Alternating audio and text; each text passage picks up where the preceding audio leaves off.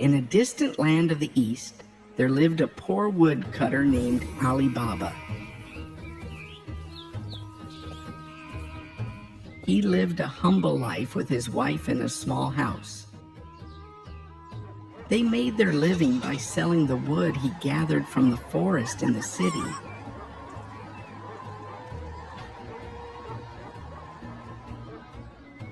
Every morning he would wake up early, take his donkey, and head toward the forest.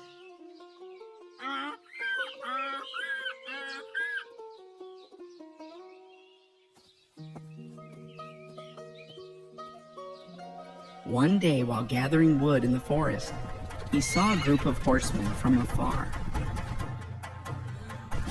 The horsemen were quickly approaching him.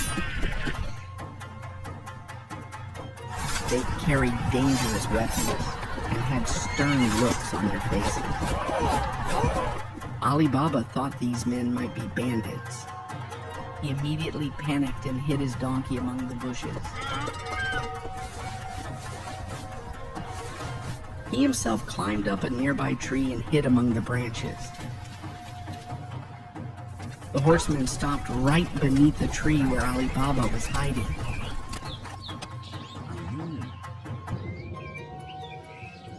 From above, Alibaba carefully watched the men and counted them. There were exactly 40 of them. They all dismounted one by one and carried heavy sacks on their shoulders.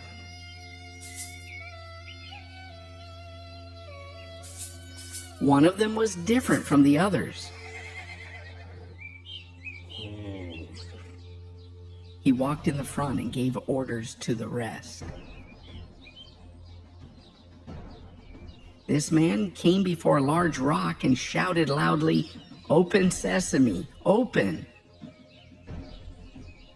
The huge rock opened like a door. Behind it was a dark cave.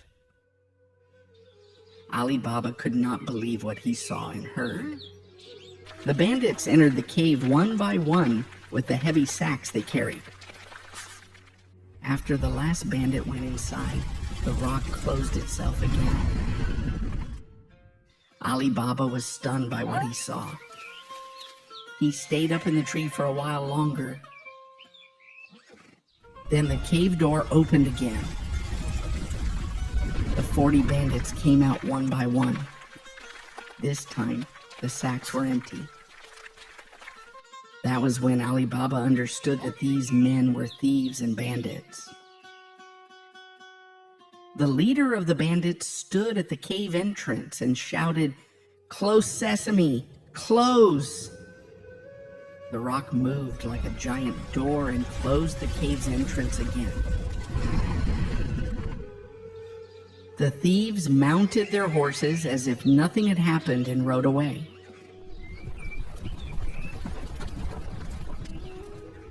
Alibaba climbed down from the branches. He went straight to the big rock. He repeated the magic words he had heard from the bandit leader. "Open, Sesame, open." The cave door opened with a loud noise. At first, Alibaba entered the cave with fear.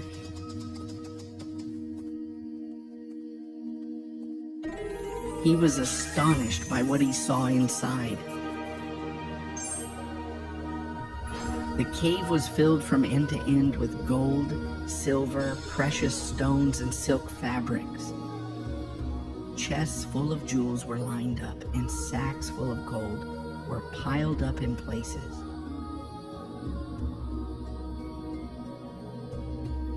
Alibaba chose 3 sacks from them and carried them on his back.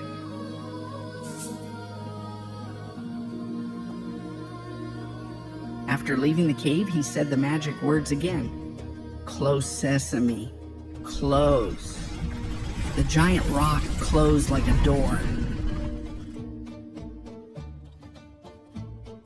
Alibaba loaded the sacks onto his donkey and quickly left the place.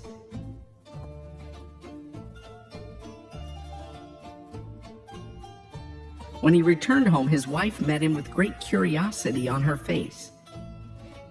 because it was the first time Alibaba came home with huge sacks on his back. Alibaba asked his wife to close the curtains of the living room. Then he put the sacks down in the middle of the room and opened them one by one. When his wife saw the gold scattered all around, she was amazed. She asked Alibaba where and how he had found so much gold and jewelry. Alibaba told his wife everything that had happened. His wife said, "If so, let's first count these gold coins one by one, then dig a hole and bury them." Then she said she would go to Alibaba's brother Kasim's house to borrow a measuring bowl. Alibaba warned, "Don't let Kasim notice anything. Otherwise, he'll take all the money and leave us nothing. He is a very greedy merchant." His wife went to Kasim's house, knocked on the door. "We need your measuring bowl. If you allow us, we'll use it for one night," she said. Kasim found this strange. "You don't have that much money. What would you measure?" he asked. Alibaba's wife lied to Kasim, but Kasim knew how poor they were. So before giving the bowl, he smeared a little honey inside. Alibaba's wife went back home and began counting the gold coins one by one. Alibaba was burying the gold coins they counted into the ground. After burying all the gold, Alibaba's wife returned the measuring bowl to Kasim. Kasim turned the bowl upside down with great curiosity and saw a big gold coin stuck to the honey inside. All night he kept thinking about the source of this gold. He could not sleep. In the morning, he went straight to Alibaba's house. He asked about the gold stuck to the bowl. Alibaba, afraid his secret might be revealed, had no choice but to tell Kasim everything. Kasim, eager not to miss the opportunity, said, "Show me the cave at once, or I will report you to the bandits."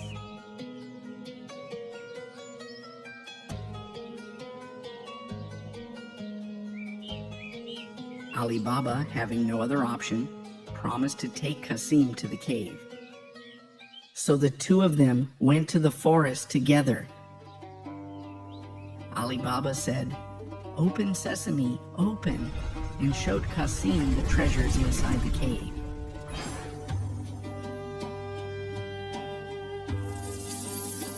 Then he said, "Close, Sesame, close," and the rock closed the entrance.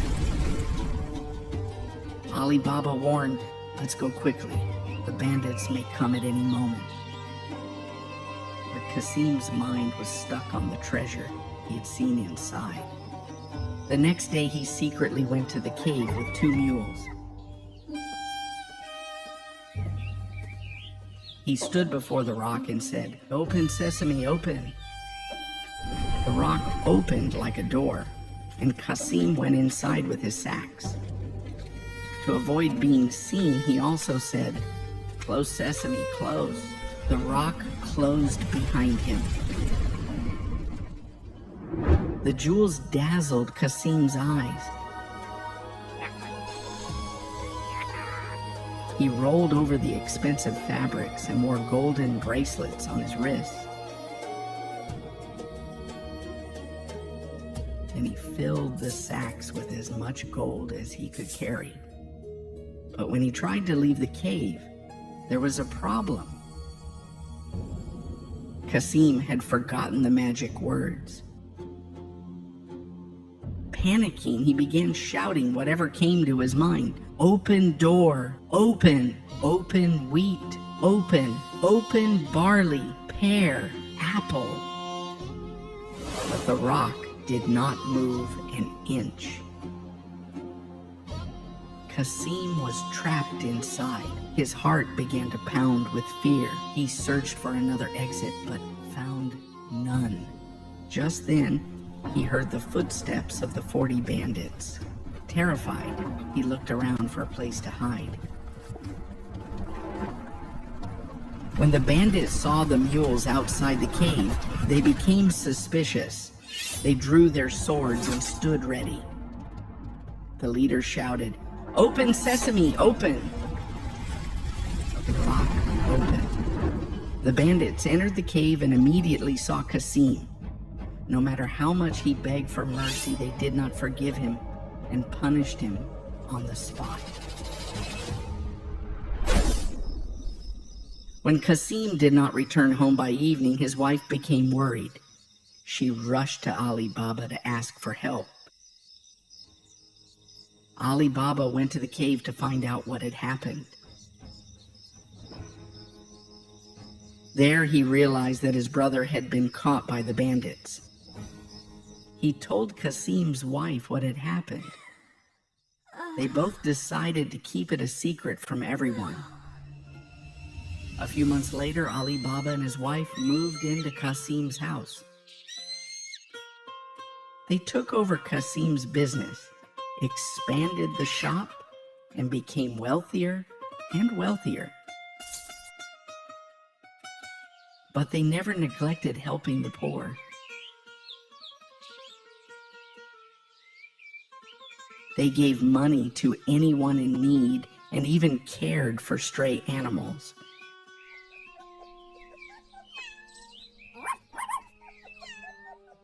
Meanwhile, the bandits realized that the treasure in the cave was decreasing.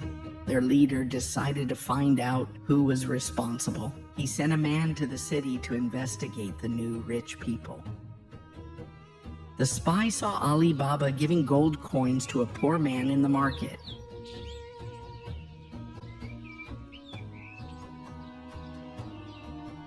He secretly followed him home. That night, he marked Ali Baba's door with a secret sign. The next morning, Ali Baba's wife noticed the mark. She realized it was a bad sign. To confuse the bandits, she quickly painted the same sign on all the doors in the street. When the bandits came in the morning, they were shocked. Since every door had the same mark, they couldn't figure out which one belonged to Ali Baba. So they had to retreat. This time, the bandit leader decided to handle the matter himself. Disguised as a merchant, he wandered around the market. He saw Ali Baba shopping with gold coins and feeding stray animals. He followed him home. He knocked on the door and said he wanted to sell olive oil. Ali Baba welcomed him and invited him in as a guest. That night, the bandit leader brought 40 jars of olive oil to Ali Baba's house. But inside the jars, there was no oil. 40 bandits were hiding inside. While passing by the jars, Ali Baba's wife heard whispers. "Shall we come out?" "No, not yet." She immediately understood what was going on. She ran to the kitchen and boiled a large cauldron of oil. Then she opened the jars one by one and poured the boiling oil inside. Thus, the bandits were silently neutralized. At midnight, the bandit leader came to the jars. "Are you ready?" he asked. When he received no answer, he asked again. "We will attack soon. Are you ready?" Still no sound came from the jars, so he opened one. What he saw terrified him. Realizing how greed and ambition can lead to disaster, he fled in fear. He never returned to that town again. From that day on, Ali Baba and his family continued to use their wealth for good. and lived happily ever after.